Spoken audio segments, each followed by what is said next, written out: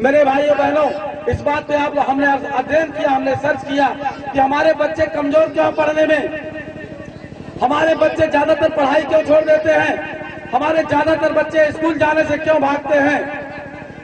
कुछ लोग ये कह सकते हैं कि इनके पास दिमाग कम होता है, हमने इस पे भी अध्ययन किया, इनके पास दिमाग कम नहीं होता। दिमाग कम क्यों नहीं होता? इसलिए इनके पास दिमाग कम नहीं होता कि हमारे बच्चों को हमारी माएँ 5-5 साल 6-6 साल दूध पिलाती हैं। और इसको डॉक्टर भी बताते हैं, हर कोई इस बात को बताता है कि जो माताएं अपने बच्चे को दूध पिलाती हैं 5-6 साल, वो बच्चा सबसे ज्यादा रोग प्रतिरोधक क्षमता होती है, वो सबसे ज्यादा काबिल बच्चे होते हैं, वो सबसे ज्यादा रोगों से लड़ने वाले बच्चे होते हैं। इसलिए हमारे बच्चे किसी भी दृष्टि से कमजोर नहीं है। बस गलती कहाँ होती है, उसी गलती को क्यों हमारे बच्चे पढ़ाई छोड़ देते हैं, वही चीजें मैं आप लोगों के बीच बताने आया हूँ कि आज ये पहली बार इस तरह से शिक्षा के बारे में कोई आपको बताने आया है। इसके पहले बहुत नेता आए होंगे, बहुत बड़े बड़े प्रत्याशी आए रहे होंगे, चुनाव के दौरान भी बहुत लोग आए रहे होंगे जो ये कहने के लिए आए रहे होंगे कि हमारा हाथ मजबूत कर दीजिए, हमारा साथ दे दीजिए, हमारी पार्टी का साथ दे दीजिए, आपका भला हो जाएगा, आपका कल्याण हो जाएगा। श्यामलाल निषाद आपसे अपना हाथ मजबूत करने के लिए नहीं आया है, कोई हमारी राजनीतिक दल नहीं है, न कोई मैं प्रत्याशी हूँ। मैं सिर्फ आपसे बताना चाहता हूँ, आपको बताने आया हूँ कि अगर आपकी उन्नति हो सकती है, आपके स्तर में उन्नति हो सकती है, तो शिक्षा के कारण हो सकती है। श्यामलाल मलाह ये शूद्र कौम में आता है, ब्राह्मणी व्यवस्था में शूद्र कौम में आता है, जिसको शूद्र कहा जाता है, जिसको सेवा करने का ही अधिकार हो, लेकिन पढ़ लिख करके कॉलेज में शिक्षा देने का काम करता है तो सिर्फ शिक्षा के नाते काम करता है, लेकिन आपके सामाजिक स्तर में परिवर्तन नहीं हो सकता है। आप कितना भी दान पुण्य कर लो, आप कितना भी धर्मशाला खुलवा दो, आपके सामाजिक स्तर में बदलाव नहीं होगा। अगर आप खटीक हैं, आप खटीक है, कितना भी बड़ा दान कर दीजिए, गए जगन्नाथ जा करके नहा के चले आइए, कितना भी बड़ा मंदिर बनवा दीजिए आप, लेकिन खटीक से आपको खटीक ही माना जाएगा। लेकिन पढ़ लिख करके अगर ये बच्चे, ये खटीक के बच्चे, चमार के बच्चे, मुसलमान के बच्चे, ये पढ़ लिख करके ये शासक बन सकते हैं, डीएम बन सकते हैं, शासक बन सकते हैं, डॉक्टर बन सकते हैं, मास्टर बन सकते हैं। हमारा कहने का मतलब यह है, अगर आपके स्तर में बदलाव होगा, उसका मात्र एक कारण है शिक्षा है, उसका एकमात्र कारण शिक्षा है। यह बात मैं बताने आया हूँ। अगर आपके समझ में बात आ जाए कि शिक्षा से ही सब कुछ बदल सकता है, तो हमें आज से अन्य जगह धन रुपया पैसा बर्बाद करना बंद कर देना चाहिए।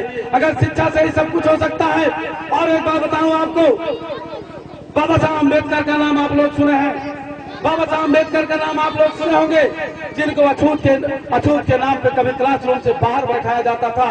वही अछूत बालक बाबा साहब अम्बेडकर भारत का संविधान लिखते हैं। अगर भारत का संविधान लिखते हैं मेरे भाइयों बहनों, आप बताओ बाबा साहब अम्बेडकर चमार से कौन सा मंत्र पढ़ दिया गया कि चमार से जो है संविधान लिखने आज कुछ नहीं हो गए, और सिंबल आप नॉलेज अगर हुए तो सिर्फ शिक्षा के कारण हुए, और उसका दूसरा कोई कारण नहीं था। आप लोग एपीजे अब्दुल कलाम का नाम सुने होंगे, कभी अखबार बेचा करते थे, कभी दुकान जाकर के अखबार बेचा करते थे। एपीजे अब्दुल कलाम अगर मिसाइल मैन बने तो सिर्फ शिक्षा के कारण कहे गए। हमारा इतने मतलब है बताने का, हम आपसे कुछ लेने नहीं आए हैं, हम सिर्फ इतना बताने आए हैं आपको कि आप और कुछ सब कुछ करके थक चुके हो, सब कुछ करके देख चुके हो, तो आपकी स्थिति में अगर बदलाव नहीं हुआ मेरे भाइयों बहनों, तो वो शिक्षा से होगी। और ये काम, ये जो चीजें मैं बताने आया हूँ, ये कोई और नेता बताने नहीं आएगा। आपको कंबल बंटवा सकते हैं, रजाई बंटवा सकते हैं, अन्न बंटवा सकते हैं, धन पैसा दे सकते हैं, लेकिन शिक्षा के लिए बात वो नहीं कर सकते। इसलिए नहीं कर सकते कि अगर आपके बच्चे पढ़ लिख करके अधिकारी कर्मचारी हो जाएंगे तो आपको कंबल लेने के लिए जो है दिन भर जाकर के बैठना नहीं पड़ेगा, आपको कोई फिर साड़ी बांटने नहीं आएगा, आपको फिर कोई जो है पैसा रुपया बांटने नहीं आएगा। मैं चाहता हूँ हमारी माताएं बहनें उस स्तर की बने कि हमारे बच्चे पढ़ लिख करके इतना काबिल हो जाए कि एटीएम पकड़ा दे, चेकबुक पकड़ा दे कि ले जाओ माता, जितना बढ़िया से बढ़िया शोरूम हो जाकर के सामान खरीद लो। हम चाहते हैं बच्चे उस लायक बने, आप अपने बच्चे को उस लायक बनाइए। आप लोग सोचती हैं आपको कंबल मिल जाता है, कहीं आपको राशन मिल जाता है 2-4 किलो, 100, 200, 500 रुपया मिल जाती है, तो आप लोग बड़ा खुश हो जाते हैं कि फलाने हमको बहुत कुछ दे दें। मैं चाहता हूँ कि आप जो स्थिति न रहे, आप बच्चों को इस लायक बनाइए, इतना काबिल बनाइए कि बच्चे कह दें कि मम्मी जो चीज खरीदना हो आप जा करके खरीद लो। हम ऐसा समाज बनाना चाहते हैं और इसलिए हम संघर्ष कर रहे हैं। यह काम आप ही को करना होगा। बुद्धा ने कहा था समस्या आपकी है तो समाधान आपको करना होगा। यह चीजें आपको ही करनी होगी, बच्चों को आपको ही पढ़ाना होगा। कोचिंग चला करके आप लोग अपने गांव के बच्चों की बर्बाद हो रही शिक्षा व्यवस्था को सुधार लीजिए। आप लोग चंदा लगाइए, आप लोग 100, 200, 500 रुपया जो कुछ भी दे सकते हो, 10-20 रुपया महीना आप लोग चंदा दीजिए। गांव में टीचर रखिए, आप टीचर की तनख्वाह नहीं दे सकते लेकिन 1000-2000 रुपया उसको प्रोत्साहन राशि दीजिए ताकि वो डेली 2 घंटा 1 घंटा आप सबके बच्चों को पढ़ाया करे। मेरे भाइयों बहनों, इतना ध्यान रखिएगा, ये बच्चे सब आपके हैं। कहीं ऐसा न हो कि जिसके पास पैसा नहीं है। हम इसीलिए निःशुल्क नाम देते हैं। इसका निःशुल्क नाम से हम लोग काम करते हैं, निःशुल्क की बात करते हैं। पैसा गांव वाले इकट्ठा करो। मान लो किसी के पास पैसा नहीं है तो उसका बच्चा भी पढ़ना चाहता है, उसको भी शिक्षा से वंचित नहीं किया जाना चाहिए, क्योंकि ये सब बच्चे हमारे आपके हैं, आपके समाज के हैं। एक चीज और ध्यान दीजिए, अगर आप सोचो कि हम अपने बच्चे को पढ़ाएं और गांव वाले बच्चे इधर उधर खेले कूदेंगे या कोई गलत लाइन पे जाएंगे, आप कितना भी चाहोगे, आप कितना भी प्रयास करोगे, आपका बच्चा पढ़ नहीं पाएगा। क्योंकि अगर और बच्चे गुल्ली पिल्लू खेल रहे हैं, आपका बच्चा भी जब तक आप बैठे रहेंगे घर तब तक वो भले बैठा रहे लेकिन ध्यान उसका जो है उसी गुल्ली पिल्लू पर रहेगा। इसलिए आप सभी बच्चों के लिए सुधारने का प्रयास करिए, सभी बच्चों को संभालने का प्रयास करिए। गांव के बच्चे जब एक माहौल बनेगा, जब सभी बच्चे वहां पढ़ने पढ़ाने की बात करेंगे, पढ़ने के लिए जो है एक्टिव हो जाएंगे, तो उसमें एक माहौल बन जाएगा। कुछ लोग कह सकते हैं आज हमारा बच्चा नहीं है, हम क्यों कोचिंग में सहयोग करें। हो सकता है आज आपका बच्चा नहीं है लेकिन कल आपका बच्चा भी हो सकता है। 10 दिन, 2 महीना, साल, 2 साल में आपका भी बच्चा हो सकता है। इसलिए एक माहौल बनाने की जरूरत है। आप लोगों को एक तपस्या करने की जरूरत है। एक तपस्या की तरह है शिक्षा। अगर शिक्षा के साथ तपस्या की जाए तो शिक्षा से सब पाया जा सकता है। यह चीजें मैं बताने आया हूँ।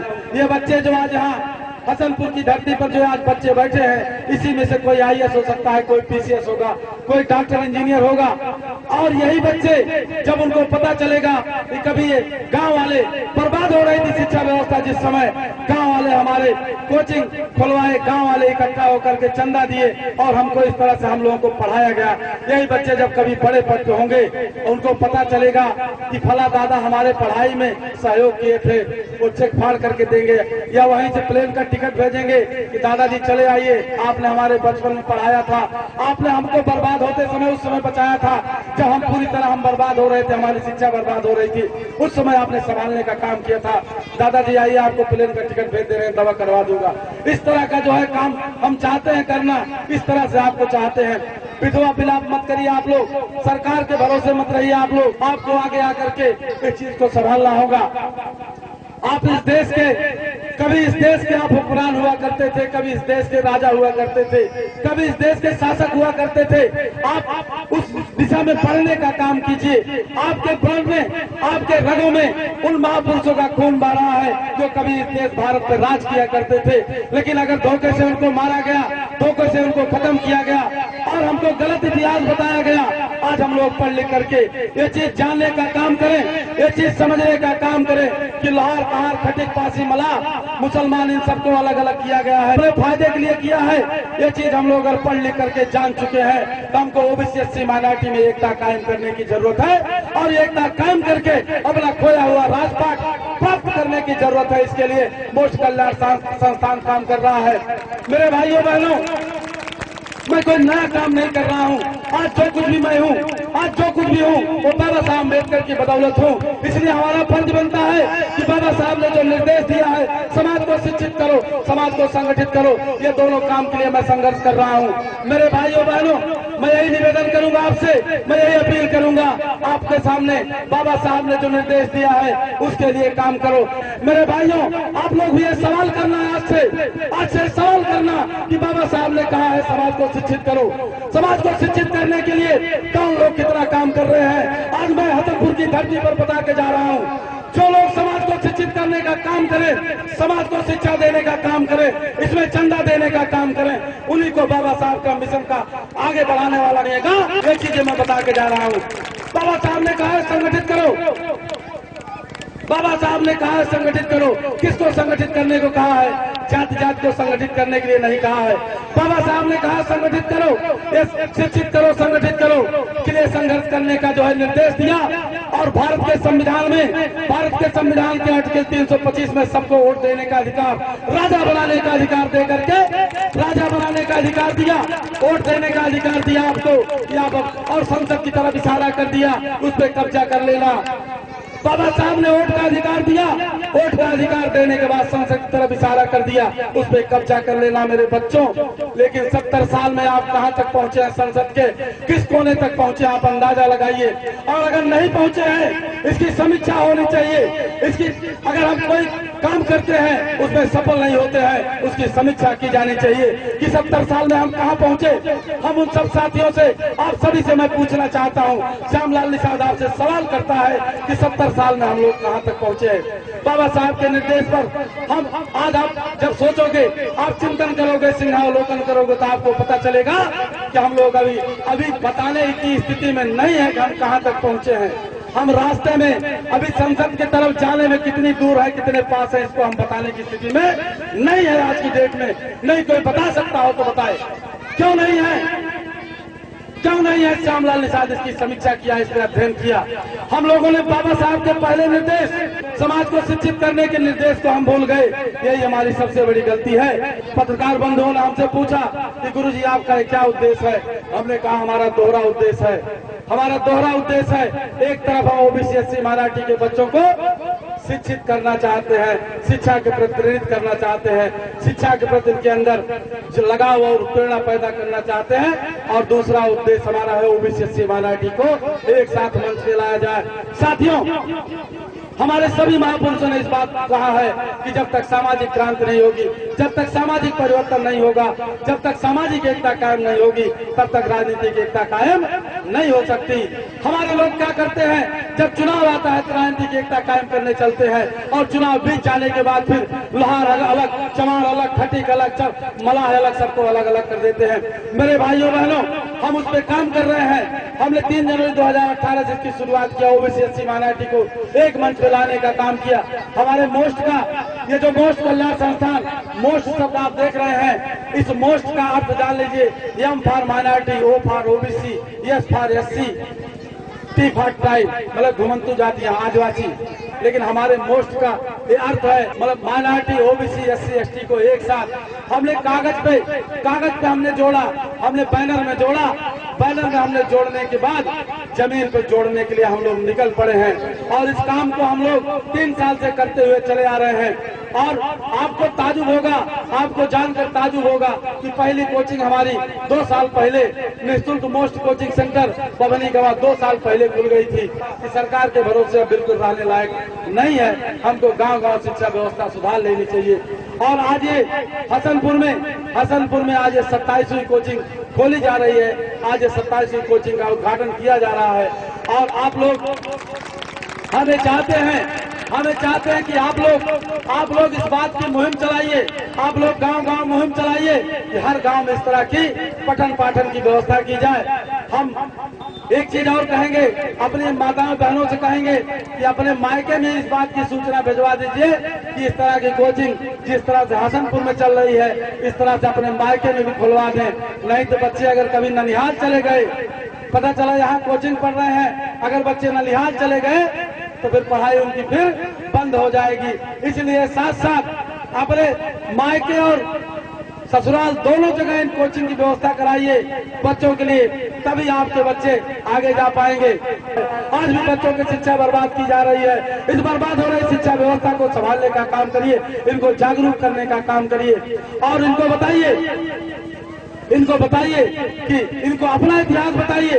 और इनको, अगर हम श्यामलाल निषाद अपना इतिहास बता रहे हैं तो पढ़ाई लिखाई के नाते बता रहे हैं। जिस दिन ये बच्चे पढ़ लिख लेंगे, ये बच्चे जान जाएंगे कि ये देश हमारा है, इस देश पर शासक हमारे पूर्वों का रहा है। ये बच्चे इस देश को पाने के लिए, ये बच्चे इस देश को, अपने देश को, अपने बाप दादा, अपने पुरखों की विरासत को पाने के लिए संघर्ष करेंगे। और संघर्ष करने के लिए जब तरीका खोजेंगे तो पता चलेगा कि आज के लोकतंत्र के युग में, आज लोकतंत्र के युग में वोट से सरकार बनाई और बिगाड़ी जाती है। तब अपने भाइयों की खोज करेंगे, पहचान करेंगे।